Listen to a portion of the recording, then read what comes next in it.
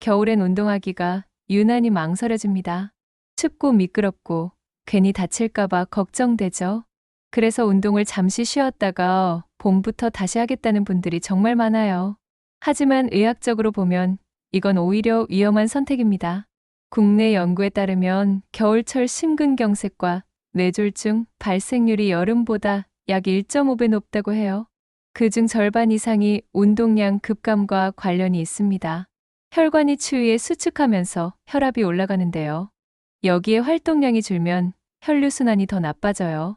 결국 쉬는 게 안전하다는 건 착각일 수 있습니다. 문제는 운동을 하더라도 방법을 잘못하면 그게 또 다른 위험이 된다는 것이죠. 겨울 운동엔 생각보다 많은 함정이 숨어 있어요. 첫 번째 함정은 준비 운동 없이 바로 시작하는 겁니다. 추운 날씨에 근육과 관절이 경직된 상태에서 갑자기 움직이면 부상 위험이 3배나 높아져요. 두 번째는 두꺼운 옷을 너무 많이 입는 거예요. 땀을 많이 흘리면 식은땀이 체온을 빼앗아 저체온증 위험이 커집니다. 오히려 얇은 옷을 여러 겹 입는 게 체온 조절에 유리하죠. 세 번째는 실외에만 집착하는 겁니다. 날씨가 나쁜 날엔 과감하게 실내로 옮기는 것도 전략이에요.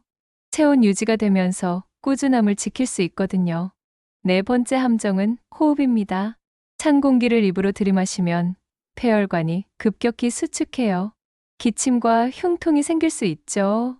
코로 천천히 숨을 쉬는 게 중요합니다. 다섯 번째는 운동 후 관리예요. 뜨거운 물로 샤워하면 혈압이 급상승합니다. 미온수로 천천히 체온을 올리는 게 안전하죠. 이런 함정들을 피하면 겨울도 충분히 운동하기 좋은 계절이 됩니다.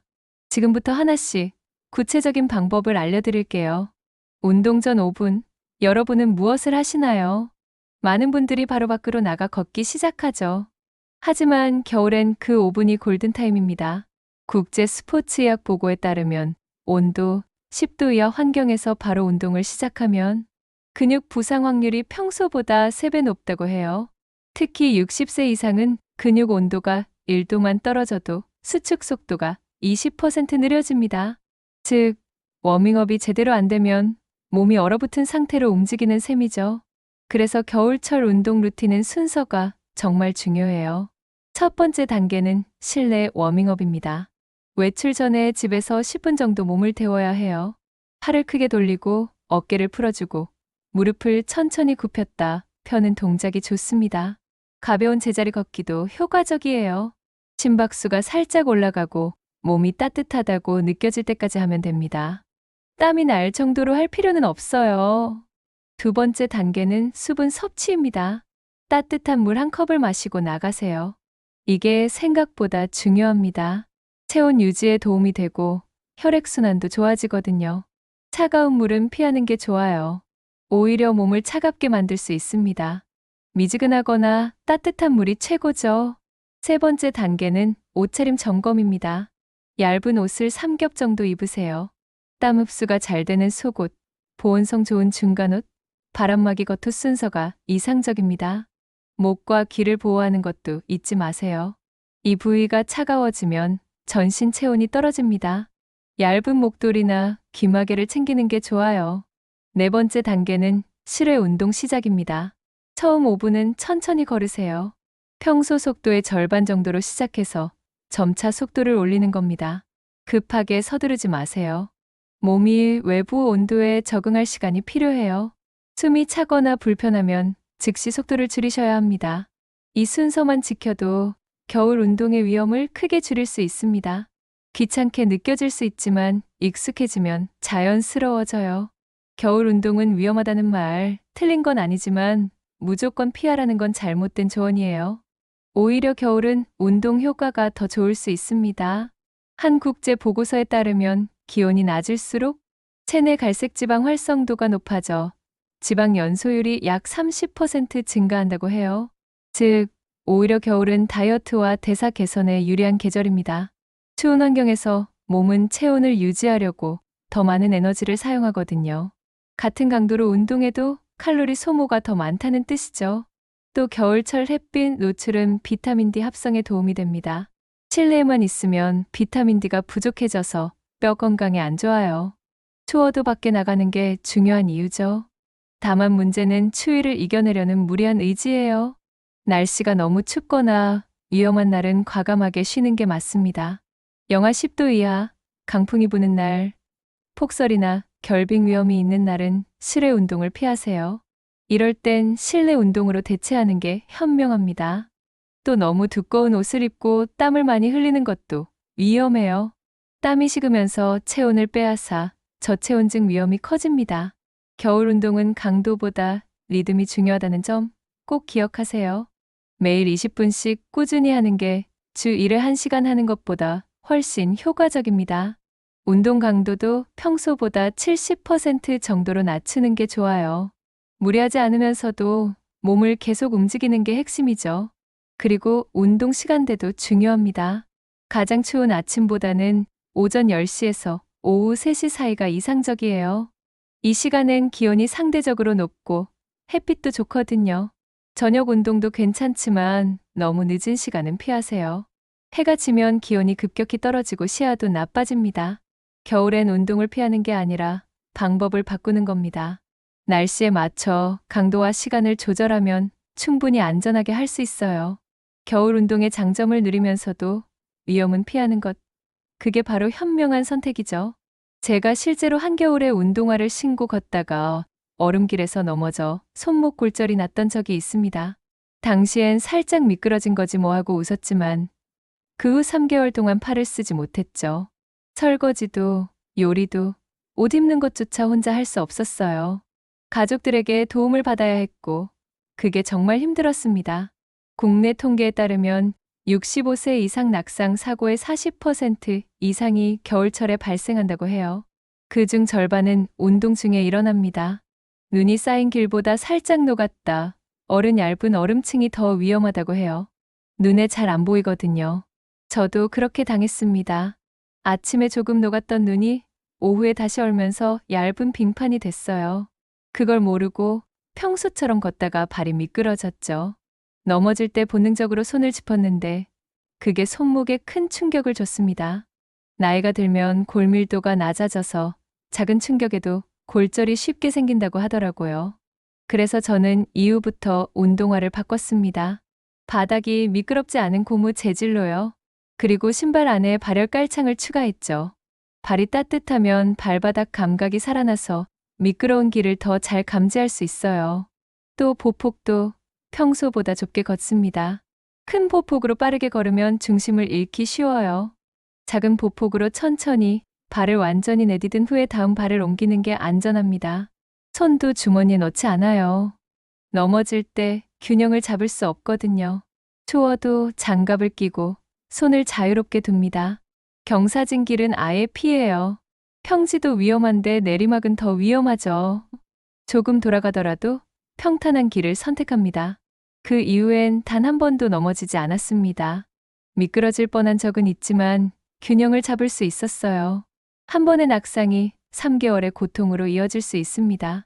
겨울 운동은 준비와 주의가 정말 중요해요. 운동은 밖에서 해야 한다는 고정관념, 이젠 바꿔야 합니다. 요즘은 실내에서 체온을 유지하면서도 충분히 심폐 기능을 높일 수 있는 루틴이 많아요. 예를 들어 계단 오르기 10분은 빠른 걷기 30분과 비슷한 심박 상승 효과가 있습니다. 집에 계단이 있다면 최고의 운동 도구죠. 천천히 올라갔다가 내려오기를 반복하세요. 무릎에 무리가 가지 않도록 난간을 잡고 하는 게 좋아요. 처음엔 5분부터 시작해서 점차 늘리면 됩니다. 의자 스쿼트도 훌륭합니다. 15회씩 3세트만 해도 하체 근력 유지에 탁월해요. 의자에 앉았다 일어서기를 반복하는 거예요. 처음엔 의자에 완전히 앉아도 되고 익숙해지면 앉기 직전에 다시 일어서는 식으로 강도를 높일 수 있습니다. 무릎이 발끝을 넘어가지 않게 주의하세요. 밴드 스트레칭은 어깨 결림 완화와 혈액순환 개선에 도움이 됩니다. 탄력 밴드 하나만 있으면 되니까 부담도 없어요. 양손으로 밴드를 잡고 위로 쭉 펴거나 좌우로 벌리는 동작을 반복하세요. 어깨 근육이 풀리면서 혈액순환도 좋아집니다. 제자리 걷기도 효과적이에요. TV를 보면서 20분만 걸어도 충분합니다. 지루하지 않으면서 꾸준히 할 수 있죠. 팔을 크게 흔들면서 걸으면 전신 운동이 됩니다. 무릎도 조금 높이 올리면 강도를 높일 수 있어요. 실내 운동의 장점은 체온 유지뿐 아니라 꾸준함이에요. 추워도 비가 와도 눈이 내려도 중단하지 않게 되죠. 날씨 핑계를 댈 수 없으니까 습관으로 만들기가 더 쉽습니다. 그리고 안전하죠. 미끄러질 걱정도 없고 체온 관리도 쉬워요.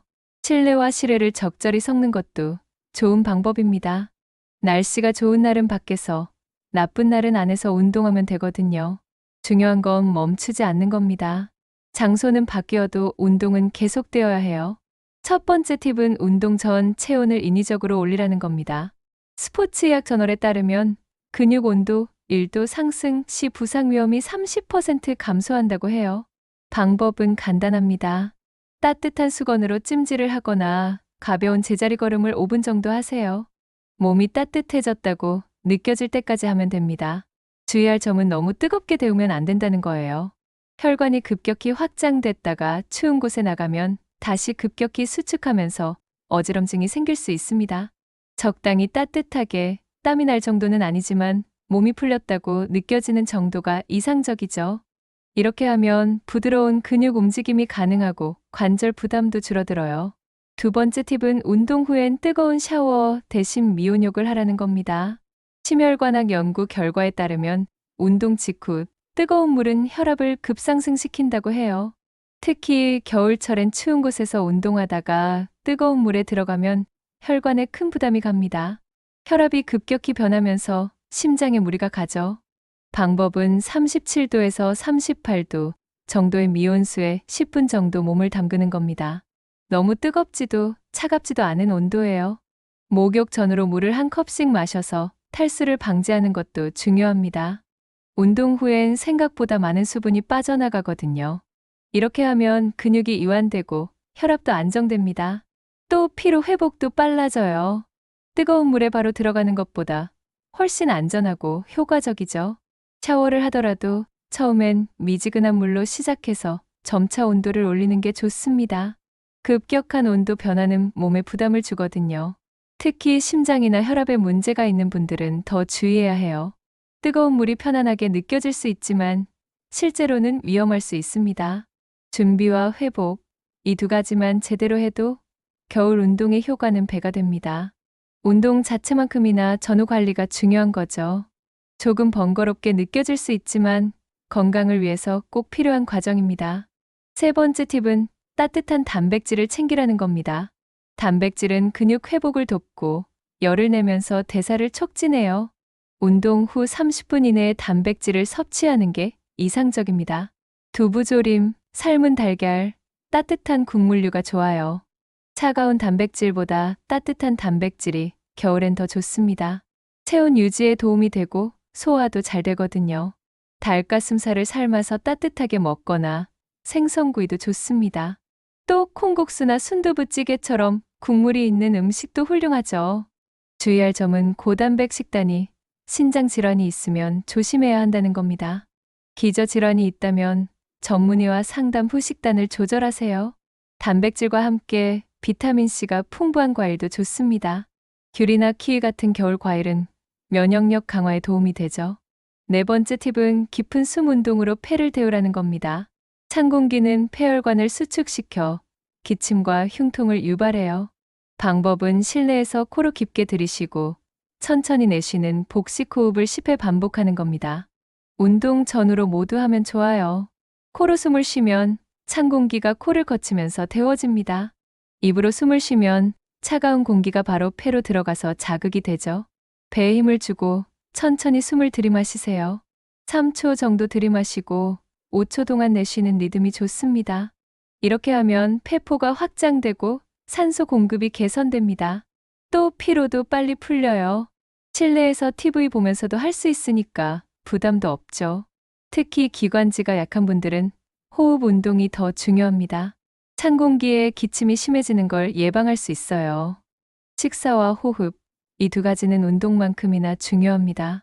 작은 습관이 큰 차이를 만들어요. 다섯 번째이자 마지막 팁은 멈추지 말고 줄이기 전략입니다. 노화의학 보고서에 따르면 운동 중단 2주 만으로 근력이 10% 감소한다고 해요. 추운 날엔 평소에 70% 강도로 줄여서라도 지속하는 게 중요합니다. 완전히 쉬는 것보다 조금이라도 움직이는 게 훨씬 나아요. 예를 들어 평소 30분 걸었다면 20분으로 줄이세요. 대신 매일 하는 겁니다. 강도를 낮추되 빈도는 유지하는 거죠. 주의할 점은 갑작스러운 강도 회복은 부상 위험이 있다는 겁니다. 한동안 쉬었다가 갑자기 다시 시작하면 몸이 놀라요. 천천히 다시 시작해야 합니다. 처음엔 절반 정도 강도로 일주일 하고 그 다음 주에 조금씩 늘리세요. 이렇게 하면 운동 루틴을 유지하고 혈관 탄력도 유지할 수 있습니다. 근육도 빠지지 않고요. 지금까지 말씀드린 내용을 정리해 볼게요. 첫째, 체온 관리가 핵심입니다. 운동 전엔 반드시 워밍업으로 10분 데우세요. 둘째, 장소를 유연하게 선택하세요. 미끄럽지 않은 길을 고르고 가능하면 실내 운동을 병행하는 게 좋습니다. 셋째, 복장은 여러 겹 겹쳐 입기가 정답이에요. 땀이 나면 한 겹 벗고 추우면 한 겹 더 입으면 됩니다. 넷째, 회복 관리를 철저히 하세요. 미온욕과 수분 보충은 필수입니다. 다섯째, 줄이더라도 멈추지 않는 게 가장 중요합니다. 꾸준함이 강도를 이깁니다. 겨울은 쉬는 계절이 아니라 준비하는 계절입니다. 몸이 움츠러들수록 근육은 빨리 약해지고 순환이 멈출수록 노화는 빨라져요. 하루 20분이라도 꾸준히 움직이세요. 겨울을 잘 보내면 봄이 왔을 때 몸 상태가 확연히 다릅니다. 운동은 강한 사람이 하는 게 아니라 계속하는 사람이 이깁니다. 오늘도 건강하게 움직이세요. 여러분의 건강한 겨울을 응원합니다.